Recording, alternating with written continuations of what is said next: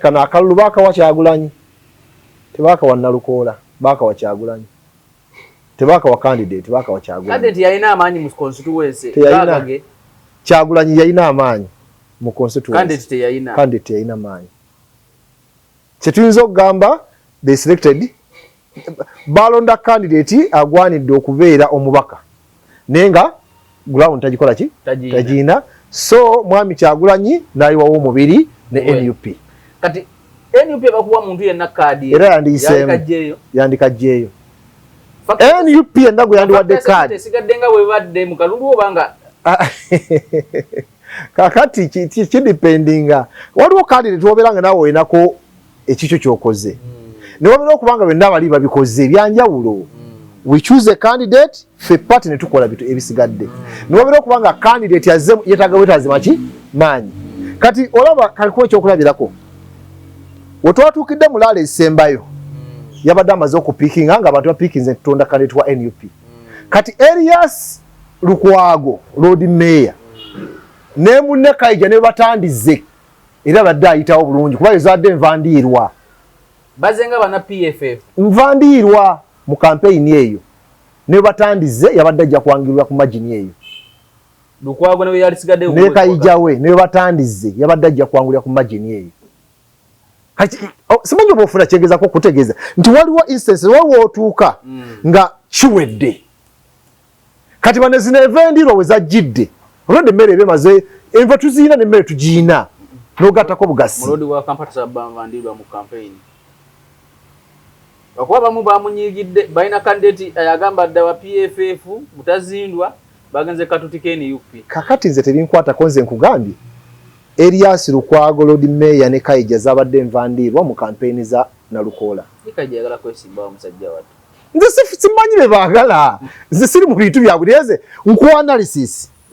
Gwe kyongambye nti batayina amaanyi NUP yadde ina amaanyi nga party ne president waabwe.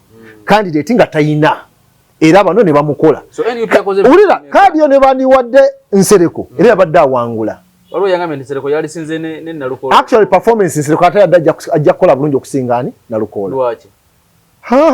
Yali afitinga mpwabu era olabanga kirasi eyo yali agifitinga naye kati ono okumujjako amasuuti omutuusa afitinge it took time people to accept but because of the party influence and the president's influence definitely yabadde alina okukola ki era singa bayita candidate nga Luswa yajja kufuna emitwalo egiwera 3 Nsereko ajja kufuna emitwalo egiwera 3 n'okudda waggulu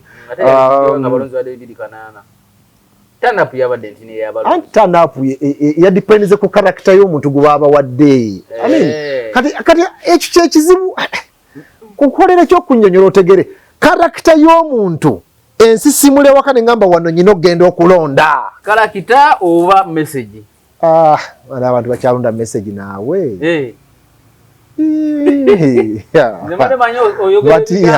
Batiya. Singa byabadde bya message badde balina kawa wa DP.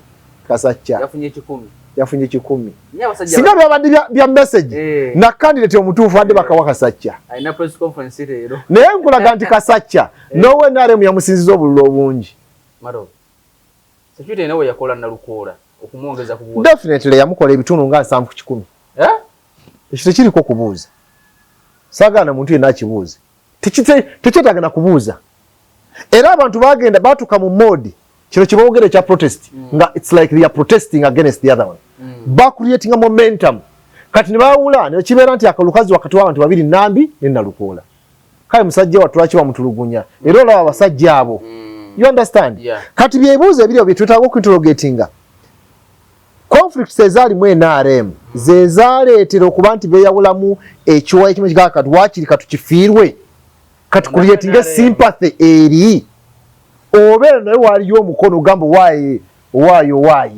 kwangu lyajja kubuuza nti bonna babakuba ne babamenya emikono ne babasiba ne bakola batya naye ate candidate yali wala nnyo nabo nga tebamutuukako oba yali ebiregaded agamba tebamusobola kati byebibuuzo kati ebyo byebinyiiza abantu naye nze njagala nkujja ekifu ku maaso kubanga bwe tutategeera bintu bino tojja kumanya kyoliko nyina mukadde wange nali namwatula erinnya naye ali Menge Ekisenyi munnabyabufuzi mukyala yali anyumizaamu akalulu ka 2 kawedde, actually 2 kawedde 26 awonna.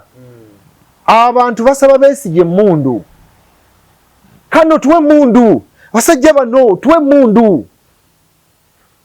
Waliwo abavubuka abeekolamu omulimu mu ngeri ya tuwe mundu. Ne bagenda beeyokya ettale.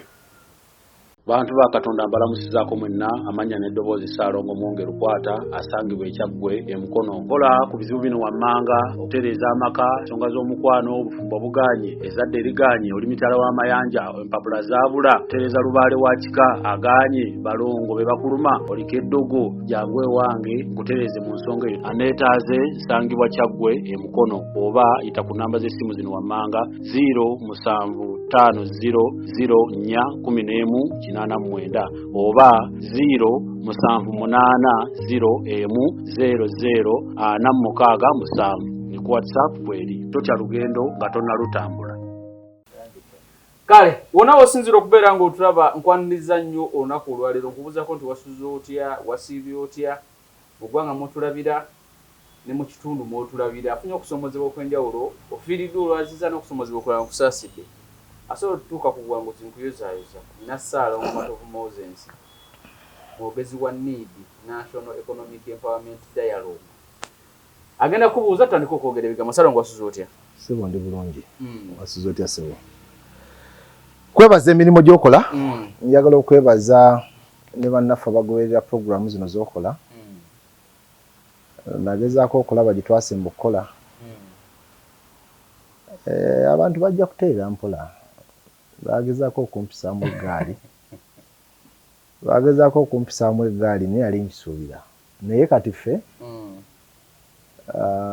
nadulanze nze neewaayo. Actually mu luzungu I sacrifice myself to tell the truth.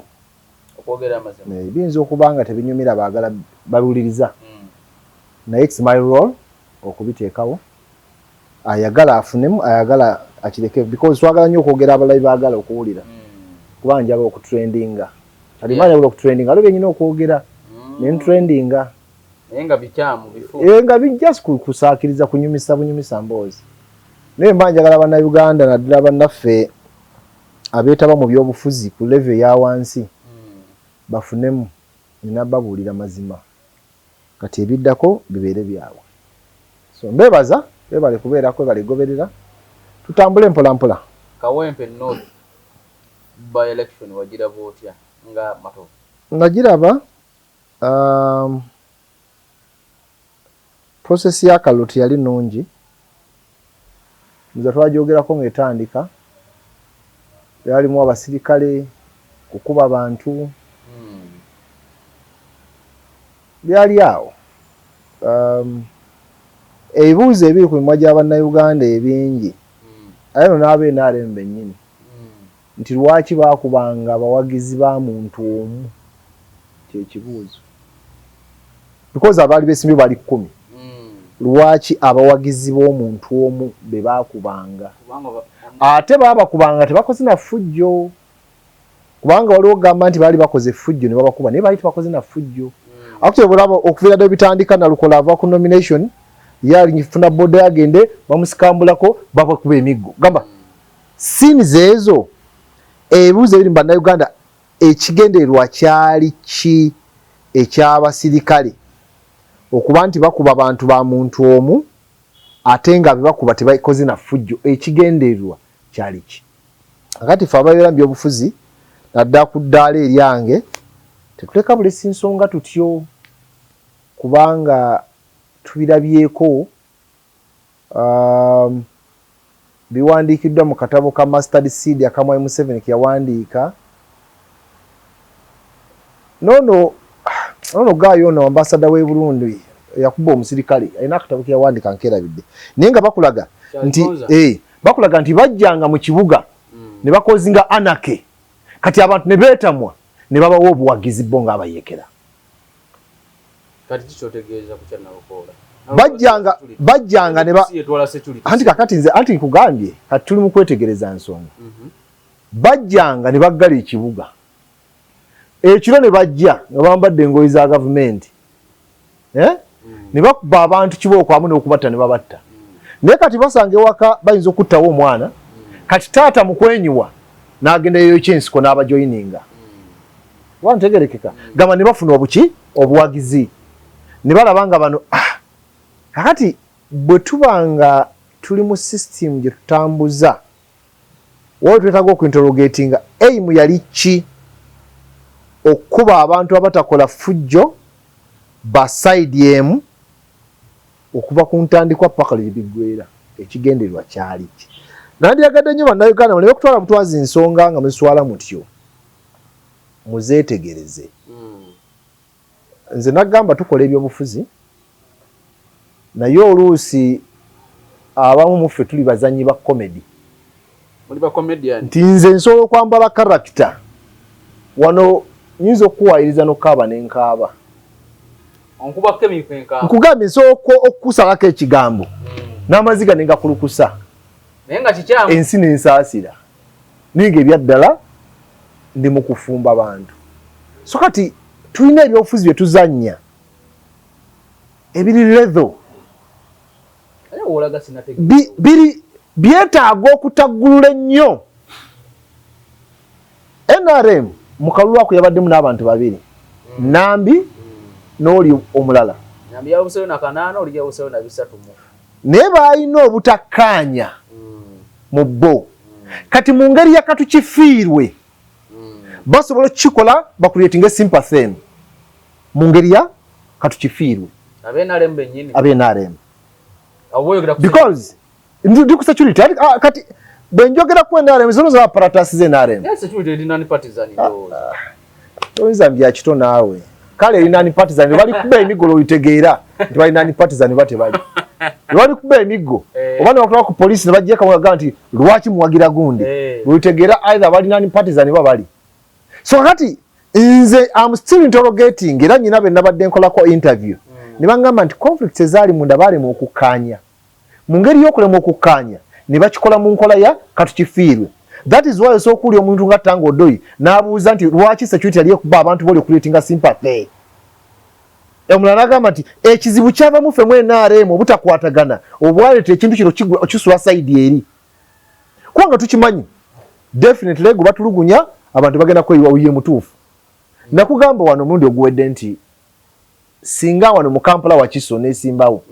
Mwai Museveni najja n'agamba nti Matovu oyo munamwereza ajja kuba musajja mulungi si mubi tumulabidde ebbanga awo basi naawo kalulu naye singa giragamba Matovu yetaagana kutta tujja okukikwata mubi awo 90% akaluma kakola ki nkayina so in brief nti wofuna suppression eri oba operation eri okuva ku side eri ya NRM gwe ne bascore ali ku opposition kati byebuuzo ebiri awo nti security yali ekolera NRM mu ngeri ya katukifiirwe oba waliwo undertaking ku side gye baali bakuba n'ekuba security nawe yakola nalukoola okumwongeza ku buwa definitely yamukola ebitundu nga 7-10 ekyo tekiriko kubuuza saagaana muntu yenna akibuuze tekyetaaga na kubuuza era abantu bagenda batuka mu mode kino kiboogere kya protest nga it's like they are protesting against the other one creating a momentum kati ne bawula ne kibeera nti akalukazi wakati w'abantu babiri Nambi ne Nalukoola kale musajja watu lwaki bamutulugunya era olaba abasajja abo you understand kati byebuuzo ebiri bye twetaaga okuinterrogatinga conflicts ezaali mu NRM ze zaaleetera okuba nti beeyawulamu ekiwayi kimu kigaa kati waakiri katukifiirwe kati creating sympathy eri obeera naye waaliyo omukono gamba waaye kwangu lyajja kubuuza nti bonna babakuba ne babamenya emikono ne babasiba ne bakola batya naye ate candidate yali wala nnyo nabo nga tebamutuukako oba yali heavily guarded ye yagamba tebamusobola kati byebibuuzo kati ebyo byebinyiiza abantu naye nze njagala nkujja ekifu ku maaso kubanga bwe tutategeera bintu bino tojja kumanya kyoliko nyina mukadde wange nali namwatula erinnya naye ali Menge Ekisenyi munnabyabufuzi mukyala yali annyumizaamu akalulu ka 2 kawedde actually 2 kawedde 26 awonna abantu basaba Besigye mundu kano tuwe mundu basajja bano tuwe mundu waliwo abavubuka abeekolamu omulimu mu ngeri yatuwe mundu ne bagenda beeyokya ettale abanyiivu abalina obuvumu ne beeyokya ettale abamu bava mu kisenyi awo yamenyera abantu nga 5 abavubuka naye okuva olwo mu 2006 n'abagenda 2011 tebaddangamu kulabikako n'omu era kye kigurupu ekyalimu Boopoka be battira mu ttale ate babasuba mu ambushi ne bakuba akati ebintu bisuse kutegeeraako ngoba otandise okutemereza obuuso akati njagala kulaga nti emirundi emeka 2006 2011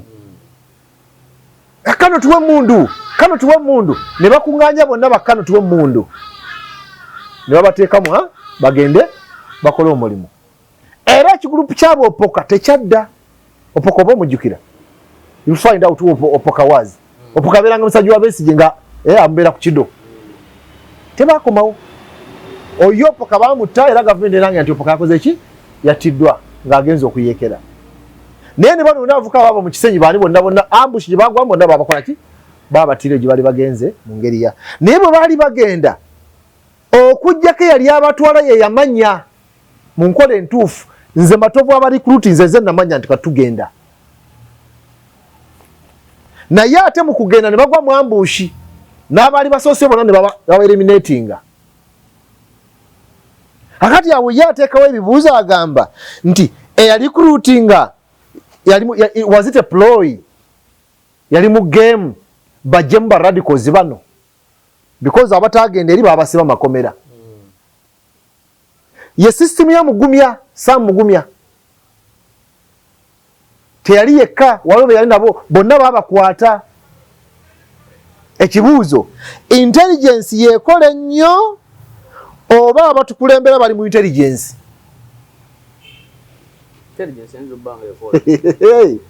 awo nwe gunyumira kati ebwe mbyogera oli atandika kati ekikulu Abamatovu baalya which is okay walina candidate gwe wagira atali na aze sayina candidate mu kalulu ako no mu mention twali wano jagala mention ye candidate gwe nimpadde nagamba Nandi wagidde Luswa sawagirako ku Luswa nebembera no bakimanyi sawagirako ku Luswa era akuluka badde throughout sibali na candidate but no sakono tunulie bya Luswa nkuwadde history akaluka 2011 kawedde abavubuka basaba Besigye mundu bagende mu nsiko omwali Boopoka bonna babatta kikwataganye n'ekya Nalukoola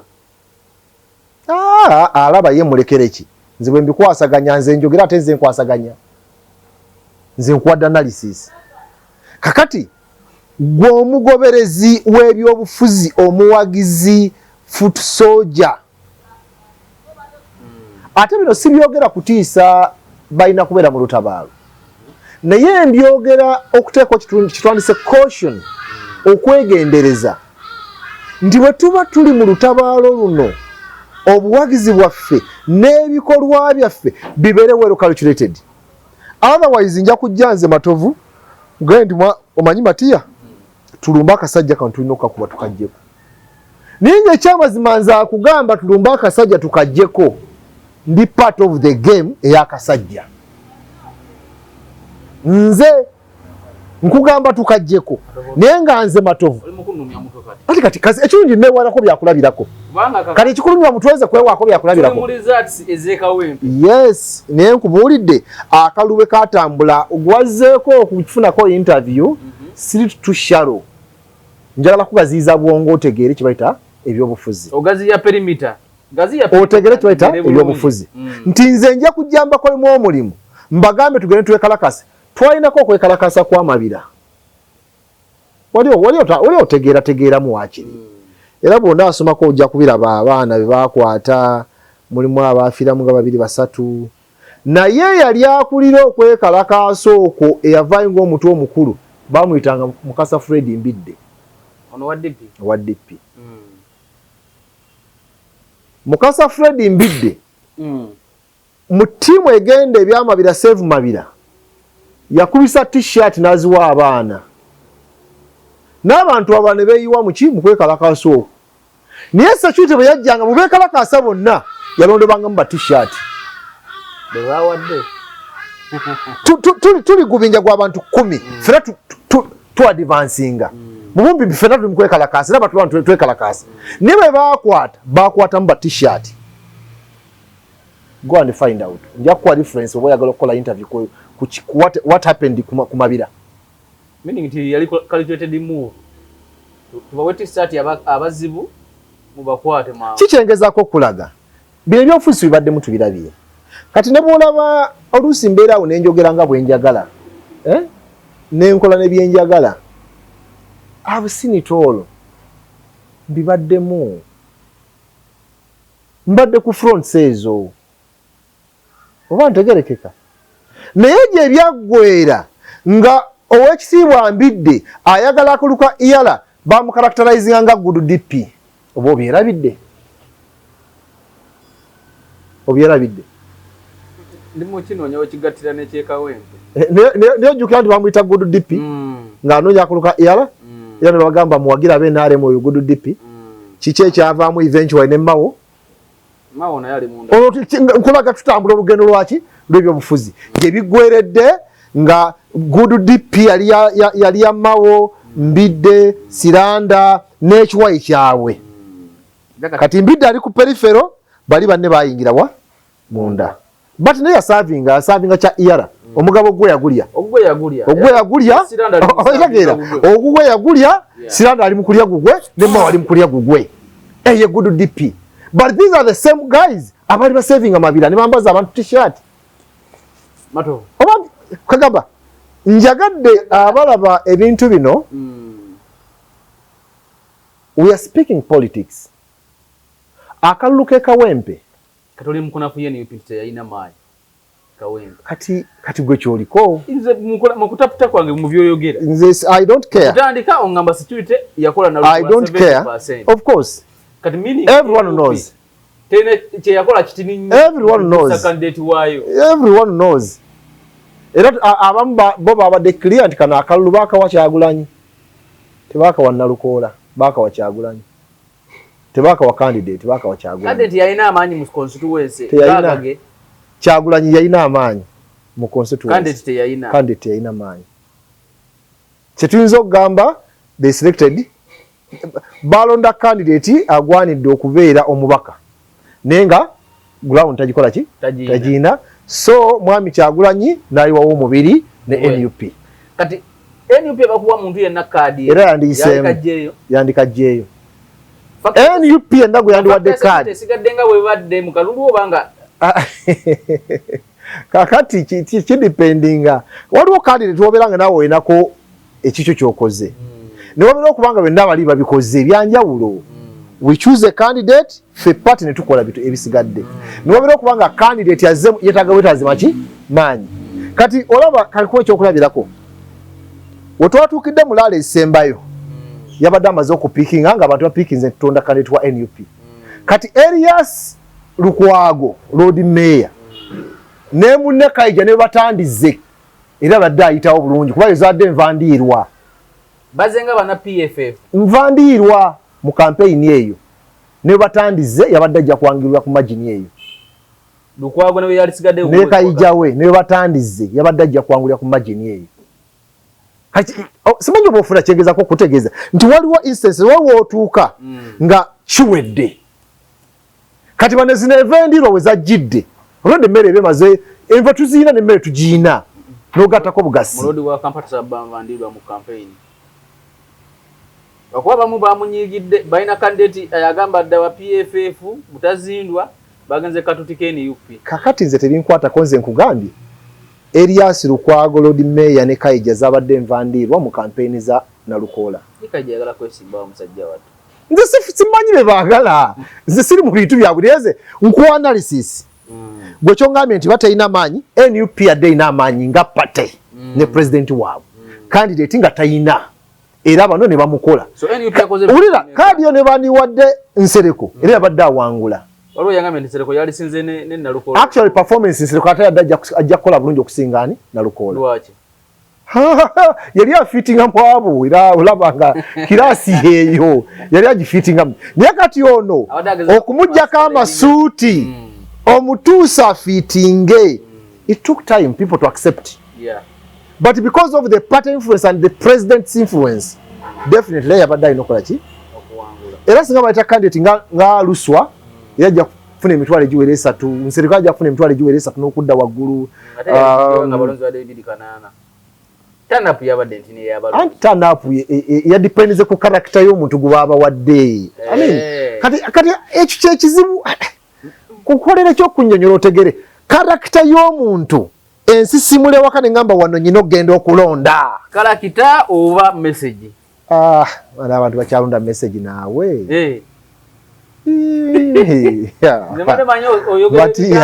Batia. Singa byabadde bya message badde balina kawa wa DP.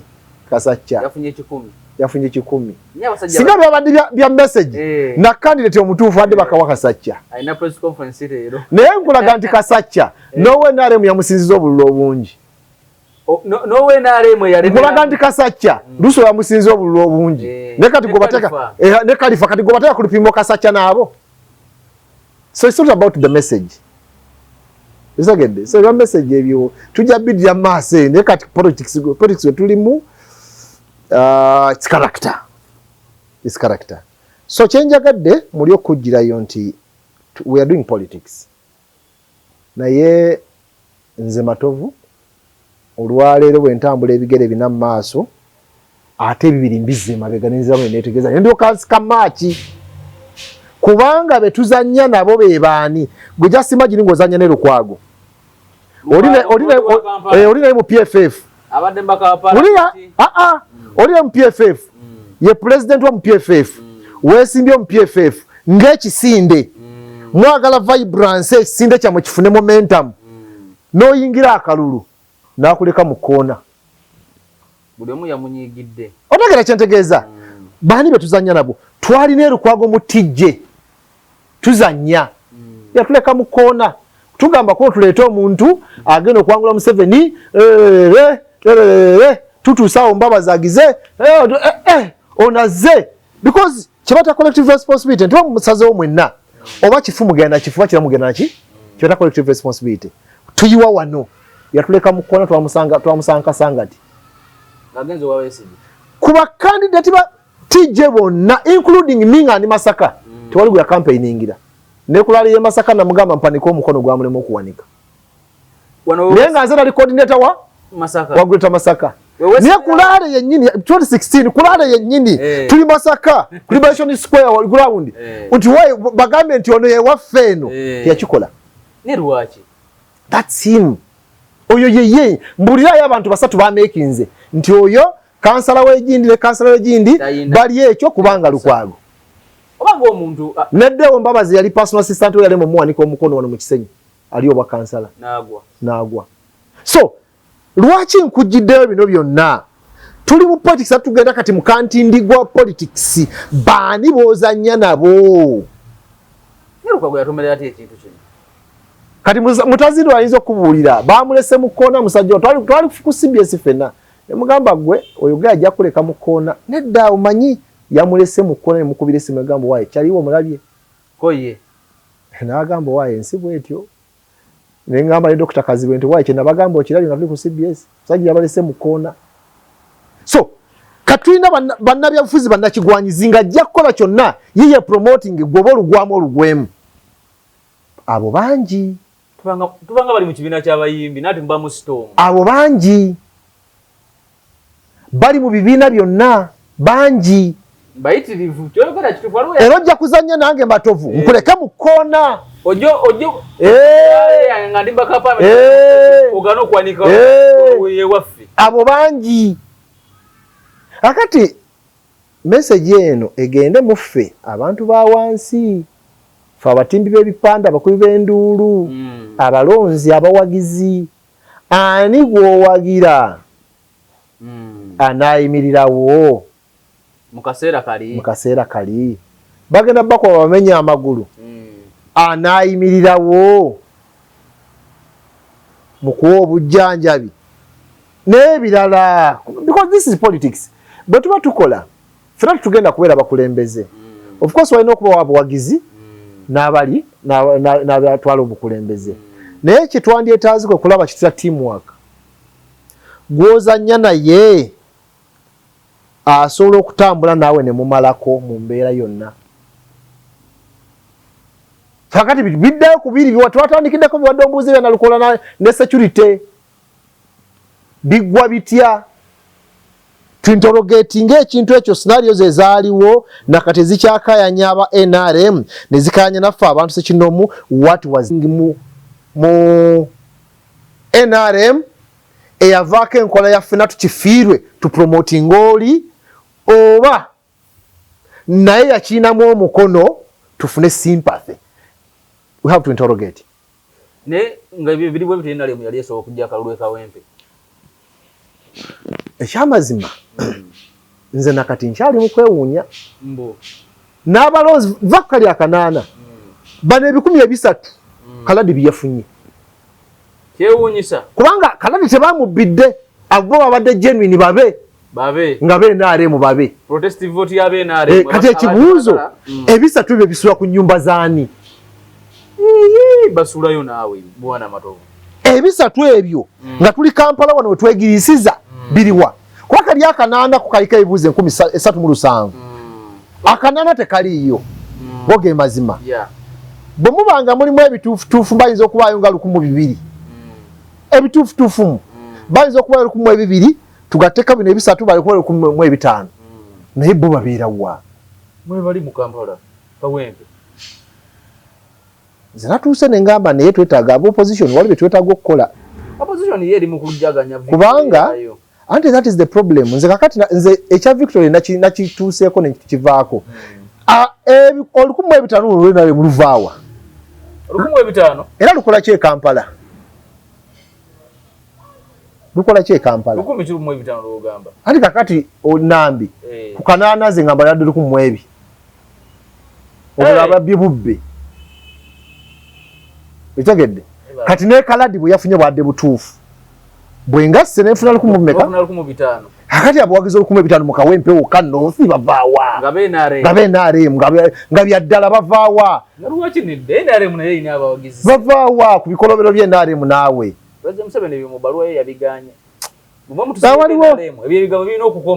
ate tetubyagala twagala NRM kugirabako tuli bintu byokubalaata ate tulina akagwa katandaba kubuuka actually opposition twetaaga okukola ekimala naddala we twefunzeewo kibeere nga it becomes too hard for someone to support NRM awo wamanyike nti like now kati oyagala okutegeera kyentegeeza kiyinza okuba nga kikalubiddemu okutegeera genda ekiruhura ogambe nti ndi wa need ekiruhura ogamba nti ndi wa NUP gamba nti ndi wa DP ekiruhura gendayo osobola NRM gwe genda bugenzi isinjiro wano tasalagana tutuli ku nsalo genda isinjiro awo ogambe nti ze ndi wa NUP ogambe nti ze ndi wa NUP need nze ndi wa DP nze ndi wa FDC awo twalinayo omukyala isinjiro awo nga wa need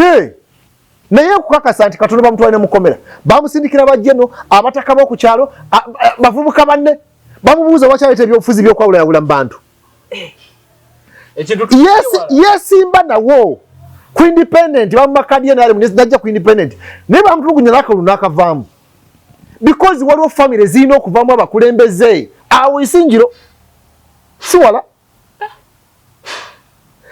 kiki enjagala okulaga nti they make it hard for you to declare mbu you are an opposition person. That is Ruhama, Sinjiro, awo na olububuto. They make it hard. Chisolo. Gende Chisolo. Doza wachira by election yedi. Wachira be Chisolo. They make it hard for you to declare mbu opposition. Now, bwe kyali kyekiri kyengambye nti we kibanga mu those strongholds za NRM they make it hard for you to declare mbu opposition. Chicha chikubabya nafu to make their life hard. Namwe mubere. Quid pro quo. Quid pro quo machitegeeza. Duli micholo. Faransa. Olagade. Quid pro quo. If they can make our lives hard in their strongholds, like in Ruhama, Isingiro, Chisoro, why can't we make their life hard in our strongholds here? Especially in the central. Do you have strongholds? Yes. Apart from central? Apart from Boba in a way one. Ubagama to Benyo. Eastern, Museveni yafuna obulumeka. Obaddechi. Naye singa bakaba parliament. Naye yafuna obulumeka. Byanjawulo. Bamukuba. Kati chenjaga yani awandi omulade nza mu kibuuzo kyo. Eri bitabule osanga FDC ekute Far East ate no wano Bobi Wine wali ati otegedde. Naye no mu Western je bali kugambe genda bugezo yambale t-shirt ya Nidio tambule bodi. Bakubuza biki ebyo. Ogenda binyonyera bako. Bazo okwocheza ennyumba va wano. Omuwala yatubulira ekizibu kyayitamu n'abivanamu. Actually yavuze katugamba temunetera politics za mweze Kampala. Mwali muntu tenga coordinator. Hey. Politics za mweze Kampala. Yazigoba. Aga temunetera politics za mweze Kampala mu bamatovu. Oba otegera kyentegeeza. Kakati kiche njagadde okulaga mu kino nti naabo olukumu ebitano tugamba nti bali mu kawempe. Twetaaga okubuuza wo gye basula. Okay. Na biki bye bakola. Okay. We make their life hard. Because betunaba tetunaba kutuka ku level eyo. Buli activity tunagala okukola baja giremesa. Mado. Olukumu ebitano lungi. Ulira.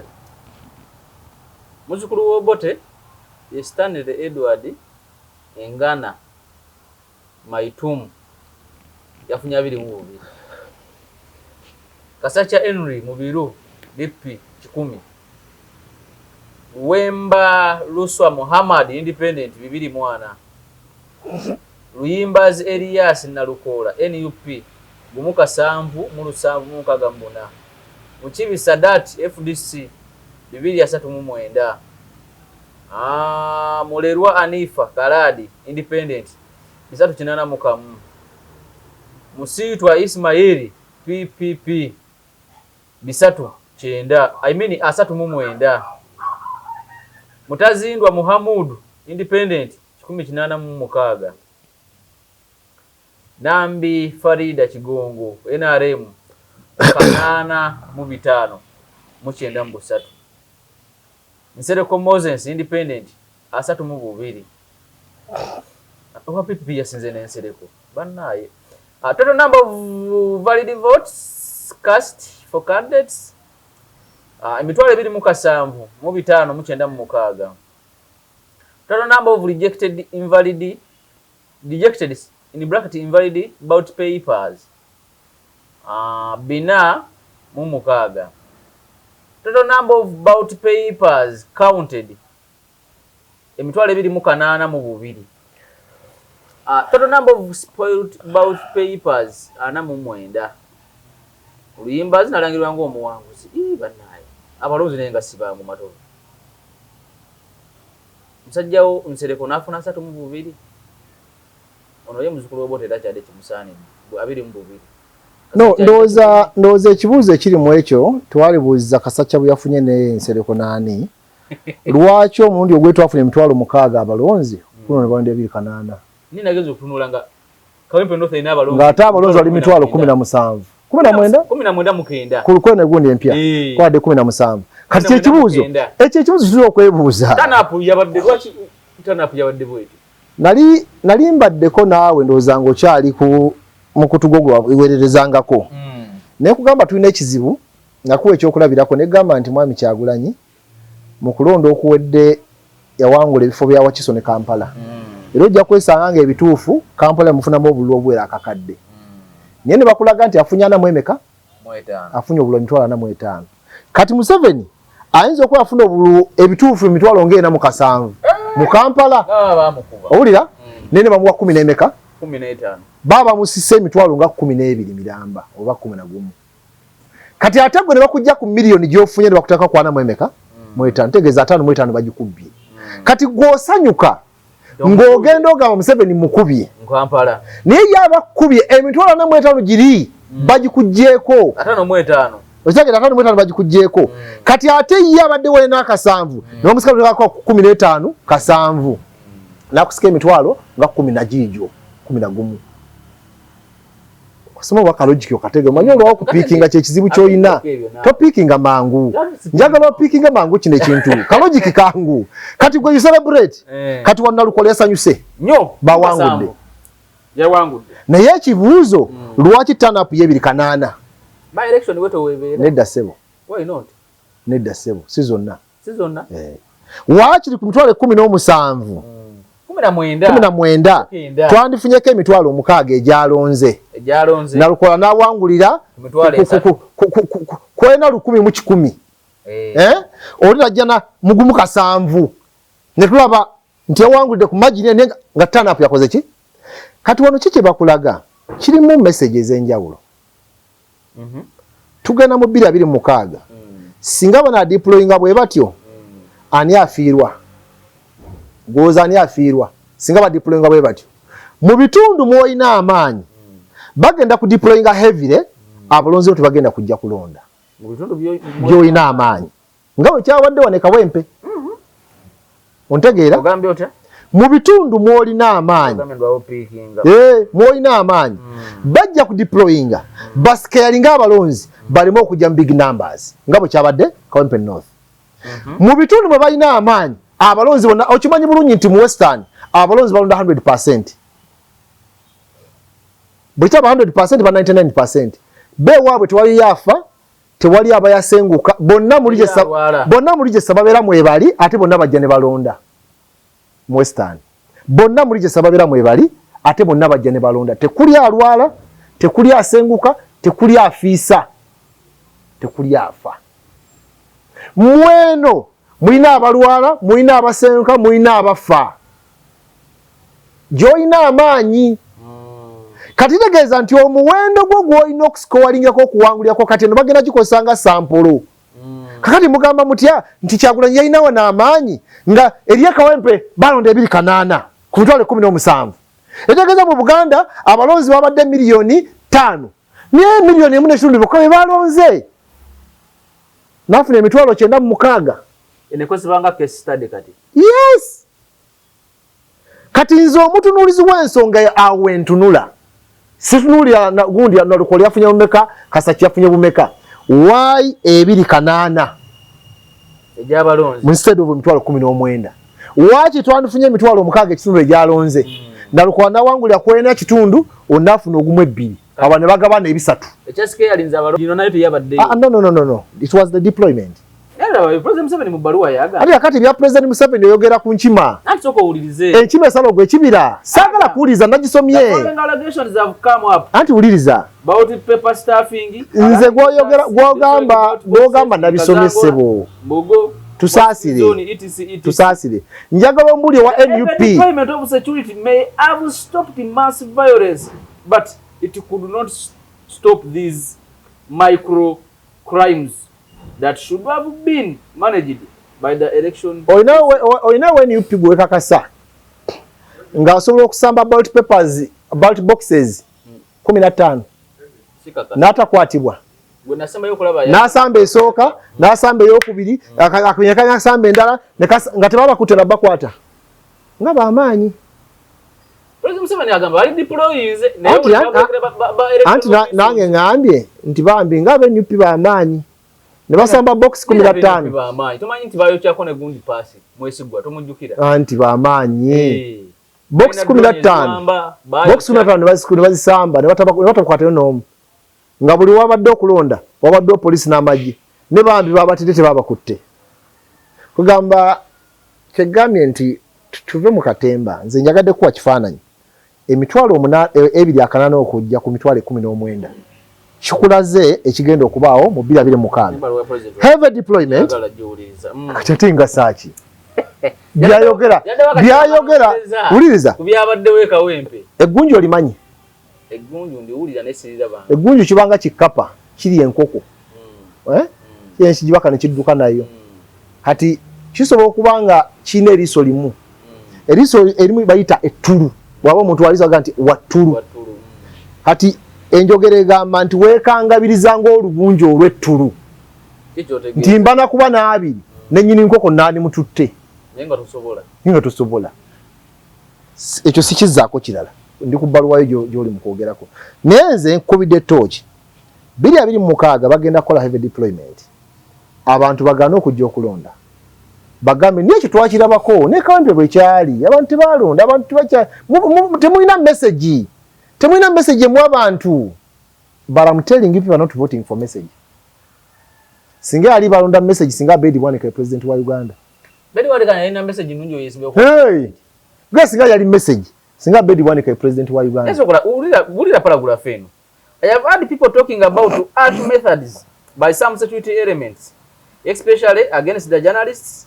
We are studying this. However, the original question should be, why should the UPDF and the JAT have to be deployed in crowd management?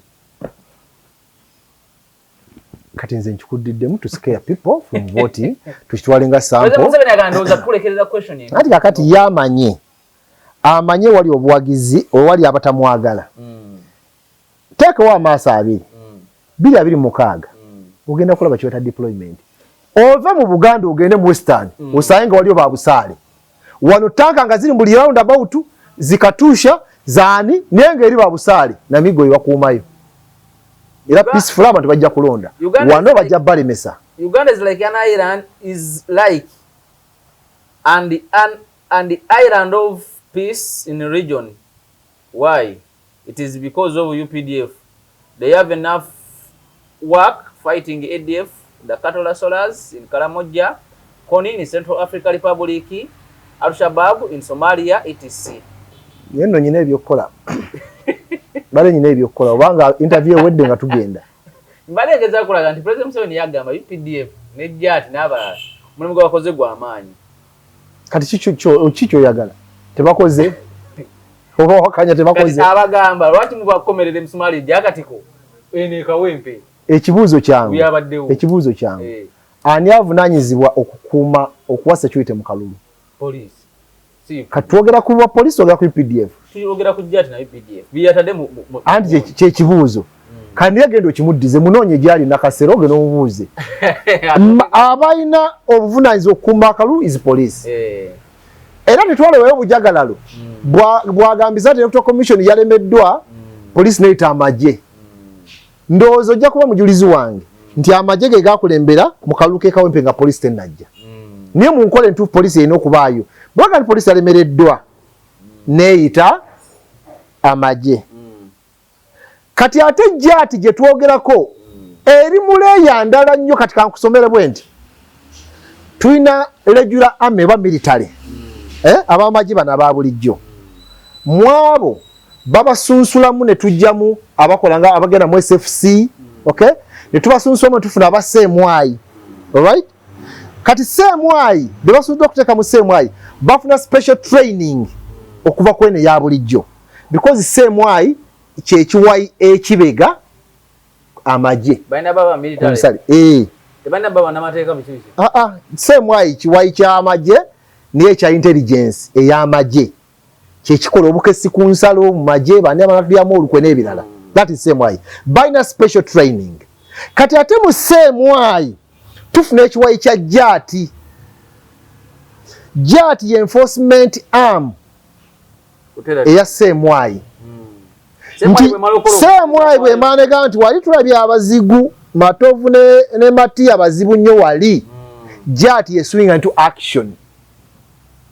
Yekwata abo.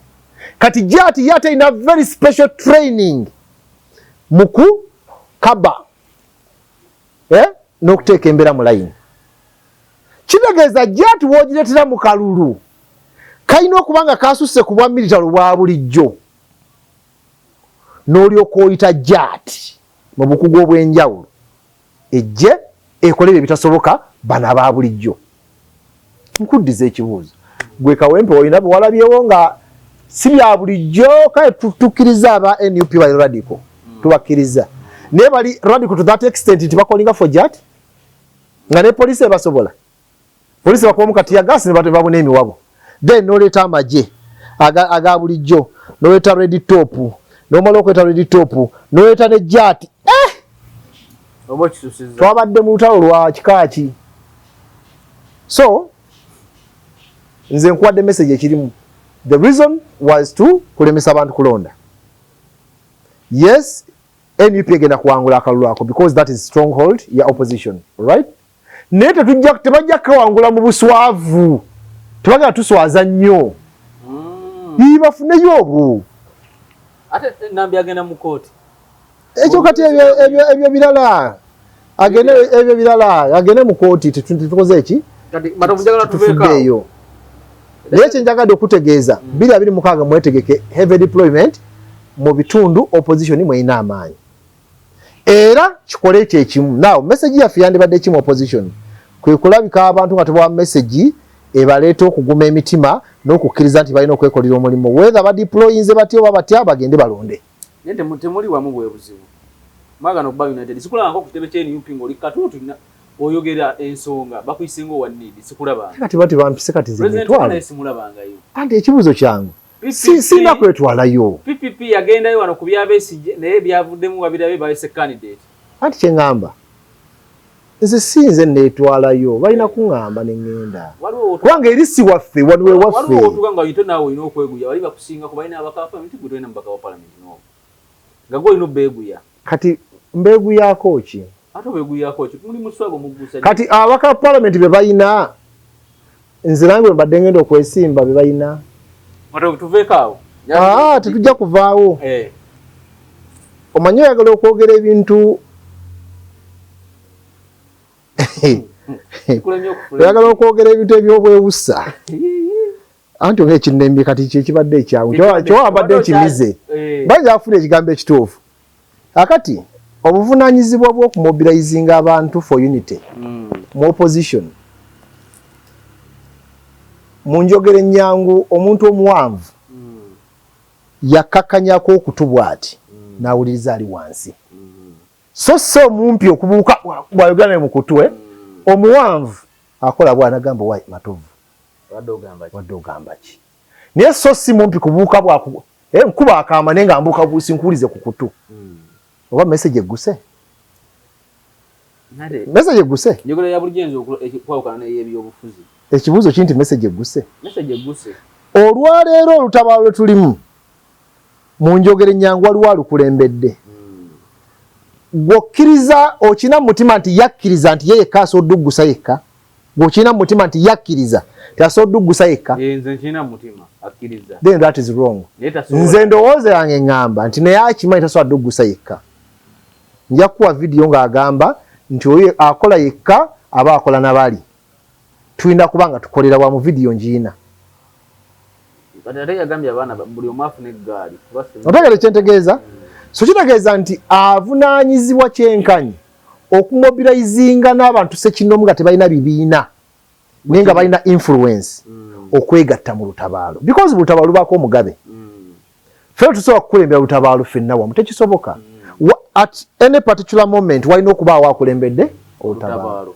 Era in this perspective Mwami Kyagulanyi yakulembedde olutabaalo luno alina okulaba bw'amobilizinga n'okusinagyizinga n'okugatta amaanyi gano. Okitegedde? So sinze atogere kubanga bw'onajja bakubuuza gw'ojjangaani naye bw'aggyewo kitegerekeka is the leader of opposition. Kitegerekeka. Naye bw'ona ageraga nti omulayi yeeyitiriza bwetuusa okuyisemu eggaali ndowooza nti twemu kitwala ku layini eyo alina kukola buvunaanyizibwa bwo si bwange. Nze bwe ndi mukola kati bwe buno bwe ndi mukola ne message njiwadde. Yalugandako mu DA. Nabe bakolineta abamu bangi nga kati be bakolineta ba DA. Omanyi nnyo. Nze nabadde ku kitebe kya DA n'ennyaba mu ngaani gwalabyeyo. Ng'oli aŋŋamba nti abo bonna abo ow'omambuka oli abonna bali ba niidi bakabuleeta naye kati baagenze. Saagala ombuuze mannya naye kye ŋŋamba abamu ku bakolineta bammwe niidi yabatutte DA yabatutte. Oli mu kumpa amawulire mbadde sikimanyi. Ati mbadde sikimanyi. Bannaye mbadde sikimanyi.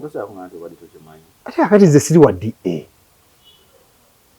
Siri wa DA ndi wa niidi. Ebyabadde ku DA byo wabitegedde? Nalabyeko ebitonotono nti balonzi ba coordinator. Naye amannya saagafunye. Amannya ate ge nafunye agaba coordinator era abadde ba DA be mbadde mmanyi. Nalabyemu Abedi Bwanika nga coordinator. Nalabyemu omukyala we Nakawa nga coordinator. Nalabyemu Kasibante nga coordinator. abula sibajjukira DA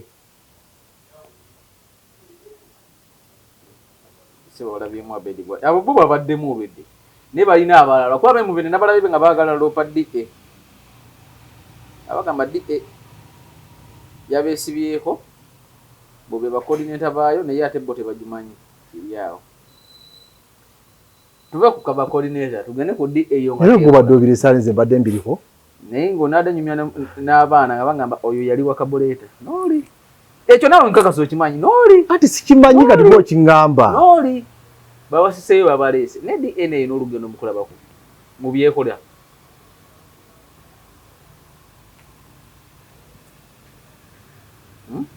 eyina olugendo ensonga kyo gyogerako logically eyina olugendo ensonga kyo gyogerako emmotoka nga tetamba tosobola kufumula nfuufu tesobola ekyokubiri omuti ogutaliiko ntontogolo teguweeyunirwa binyonyi kozi namwe mwaliyo nga needi DS gibeerangamu mwalimu yalihola alliance asita president wamwe yakitegera nti bagenda muwa bwa president n'ateekawo embeera mbadde ekyo nakyo sikimanyi gundi yaŋŋamba mukako interview njinawa ati mbadde sikimanyi namugamba kati nze siize nakola interview namubuuza ku bya ssente Mr. Kabuleta be yayogerako ng'ali ku TVM amaze besimanyi navuga motoka ya Kabuleta yennyini gye baatuvugiramu ne ngenda nenno n'abazungu nze nga mukako ku mutwe gwange abazungu mwali mulowooza ngenda bechesa ngenda tugenda tuzannya nabo omweso ku mutwe gwange nga bondaba mukako kitegeeza ali abajja mu ssente ekirala kimanyi actually naliko mu kubatwala era mmotoka ya president wange naŋŋamba ne mugamba te ku bya ssente ebyogerwako naŋŋamba oli jesi yali amanyi yayina obeera president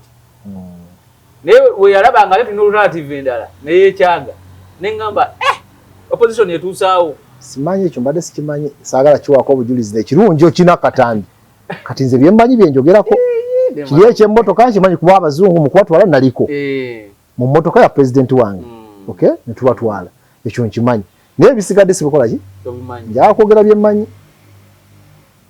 abuuza ebirala abazungu bagibwamu ssente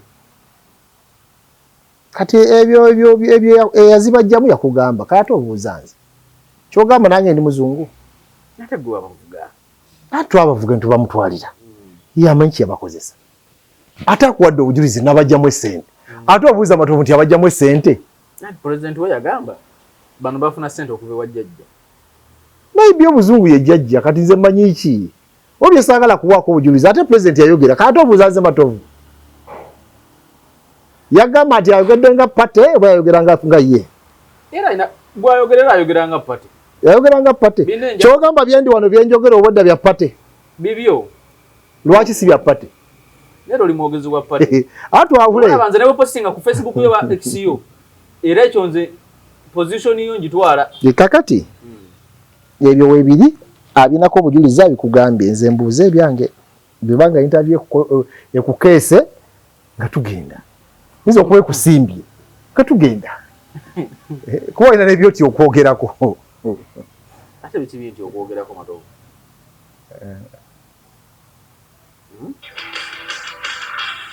tumaliza linda koncha ina akantu wano kennoonya tuli mu kumaliriza tubule dakiika ndowooza nga 2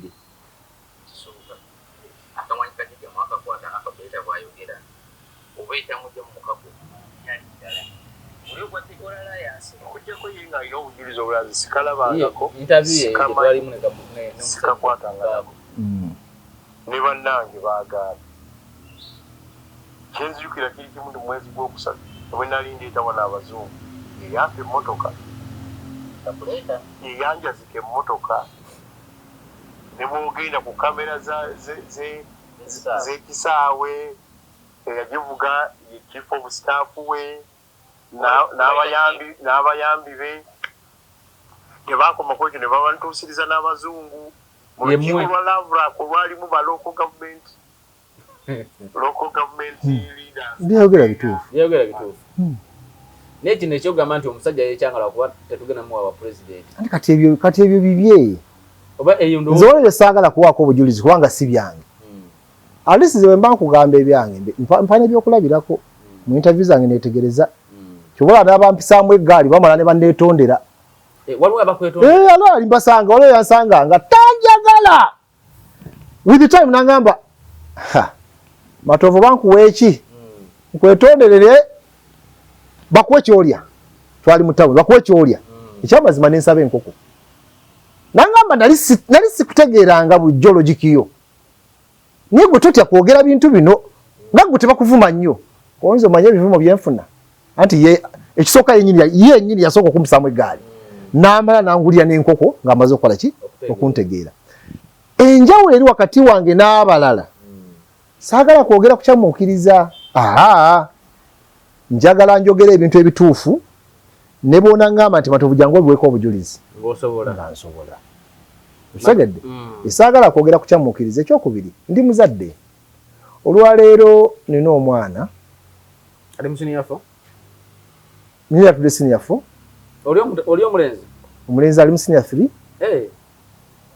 n'omwala yatudde siniyafo ate abalongo kati abalongo bakyali mu P1 bato bulongo buto kati nina abaana abakuze ojja basanga bakasuka amayinja bakasukira abasirikale emyaka egyo biba kasuka kizibu okusanga ali mu myaka gyange oba 35 okudda waggulu nga kasuka abasirikale amayinja ku basirikale actually no wasatu kizibu okumusanga owasatu nga kasukira abayinja abasirikale naye bano abaana bano myaka 17 16 18 19 bakambwe bebakola ebyo because bali influenced. Nze konsani yange weeri bwe tubanga tukola bya ddala I don't care kubanga tewali bununuzi butabeeramu ebyo by'abantu kufana birala kirizagana balina okukola ki naye baffe nga bali ku right cause kitegerekeka naye si kufanga tuli mu byakiyaaye kati nze wano Matovu nzije kukyane kyange Guy Museveni mujjeko mumaze kati mujje mungoberere abantu bateketeke mwawe byekiyaaye babakube bakole kiki nenga nange kenyina akikugamba manyi nimba onjukiza bijura ke yangambye akamuwanga cyo bintu abamu ku basajja abogeranga baga nti Museveni bwakwata omuzindalo oloza Museveni tesula muwanga kati muwanga amaloga Museveni nayogere biyo byonanga da motoka ngakubira abali ku site abazimba omusajja gwawaddewo ogwo kati nga yena yakimanyi byayogedde bikyamu waliwo ayinza okuba olwaleero ng'agenda mu kwekalakaasa okwokuya omusaayi okuteekawo anake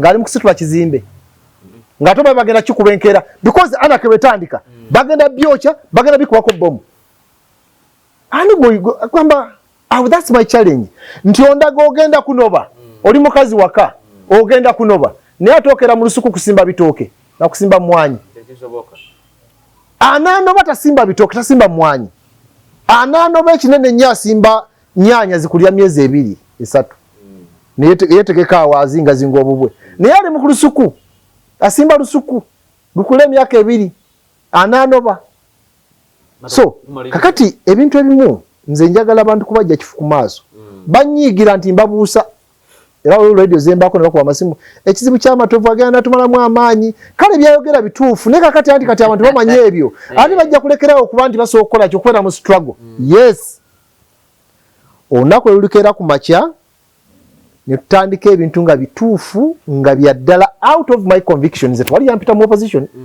munne mu opposition twalita bantu weesanga bwesanzinga gy'oli okitegedde kakala tubeeramu naagala gwewe yo naalemo yakola kino I don't care. Nezo bibanga bituufu ojja kunsanga ng'ekyamazima ndi ku front wali regardless because kyeni mu kiki naye okubanga ntambula naawe tukutte lino ngenda okubala ekkoona nga tegwa wandese mu koona okitegeera so I'm a parent kyokka njagala otabala okugguka kuba tunyigirizibwa kyekimu naye saagala bantu kukozesa bantu byakiyaayi njala tukole ebintu nga bituufu otabalo lunabanga luli genuine abantu wetaaga na kuyita gwe wenatandika wenabe wali owagira wena ekibira ky'ebyobufuzi wali owagira ng'ojula okunzita naye kati naku zino manyi okwetegereza bwendi nga gwe onoonya abayisaamu eggaali ale tokatemayo wali olina ekibiina kyowagira ng'onteeka ku nninga nga nkugamba ebikolomero bye bakola Wetwogerera olwaleero gw'onoonya abayisaamu eggaali. Wonna wabadde osinzira okubeera nga otulaba olunaku olwaleero. Kanji kuyiseemu ebirabe. Tukomye wano. tujja kutandikira olunaku olulala akuume atakuumira mpeera.